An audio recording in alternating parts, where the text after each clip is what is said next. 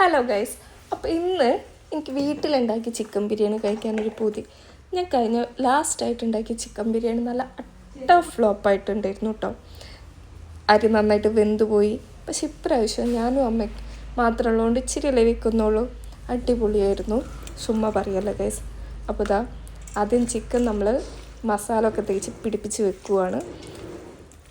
അതിലേക്ക് മുളക് പൊടി, കുരുമുളക്, ആക്ച്വലി മുളക് പൊടി ചിക്കൻ ബിരിയാണിക്ക് അങ്ങനെ ഇടില്ല, പക്ഷെ ഞാനിടും. കാരണം നമ്മൾ നമ്മുടെ സ്വന്തം ഇഷ്ടത്തിന് ഉണ്ടാക്കുന്നതല്ലേ, അപ്പോൾ നമുക്ക് ഇഷ്ടമുള്ളതൊക്കെ ചേർക്കാമല്ലോ.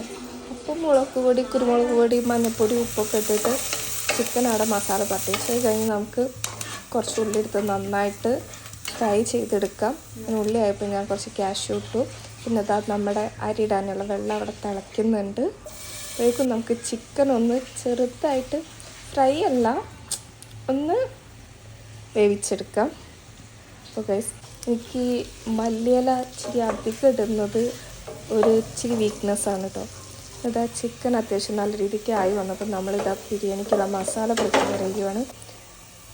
ഉള്ളി വാട്ടിക്കൊണ്ടിരിക്കുകയാണ്. ഇച്ചിരി ആയപ്പോൾ നമ്മൾ ഇഞ്ചി വെളുത്തുള്ളിയൊക്കെ ഇട്ട് കൊടുത്തു. പിന്നെ അതിലേക്ക് ഇച്ചിരി തൈരൊക്കെ ഒഴിച്ചു കൊടുത്തു. അങ്ങനെ അതിൻ്റെ പച്ചമണമൊക്കെ മാറുന്ന വരെ നന്നായിട്ട് വാറ്റി കൊടുത്തിട്ട് അതിലേക്ക് നമ്മൾ നേരത്തെ മാറ്റി വെച്ച ചിക്കനൊക്കെ ഇട്ട് കൊടുത്തു.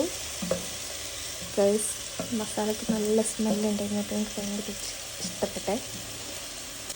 അത് നമ്മൾ മസാല ഒക്കെ ആക്കിയിട്ട് അത് ഇച്ചിരി നേരം അടച്ച് വേവിച്ചു. അങ്ങനെ ഒന്നായി വന്നപ്പോൾ നമ്മൾ അതിലേക്ക് തക്കാളി ഇട്ട് കൊടുത്തു. എനിക്ക് നോർമലി ചിക്കൻ ഇട്ട് കൊടുത്തതിന് ശേഷം തക്കാളി ഇടുന്നതാണ് ഏറ്റവും ഇഷ്ടം. ഇച്ചിരി കൂടെ ഒരു ടേസ്റ്റ് വേറെ കിടക്കും. അത് ഇച്ചിരി കൂടെ നേരെ അടച്ച് വേവിച്ചു. ഒന്നായി വന്നപ്പോൾ ഗൈസ് നമ്മൾ വേവിച്ച അരിയൊക്കെ ഇട്ട് കൊടുത്തു കേട്ടോ. ഗൈസ്, അപ്പോൾ നമ്മുടെ ചിക്കൻ ബിരിയാണിയുടെ റെസിപ്പി ഇത്രയേ ഉള്ളൂ. ഭയങ്കര സിമ്പിളാണ്. പിന്നെ ഞാൻ വേവിച്ച അരിയൊക്കെ ഇട്ട് കൊടുത്തു. അതിൽ കുറച്ച് ബിരിയാണി മസാലയും നെയ്യും, പിന്നെ അതിൻ്റെ മുകളിൽ പിന്നെ ഞാൻ കുറച്ചുകൂടെ നമ്മുടെ മല്ലിച്ചപ്പൊക്കെ ഇട്ട് കൊടുത്തിട്ടുണ്ടായിരുന്നു. അപ്പോൾ ഇത്രയേ ഉള്ളൂ ഗൈസ്.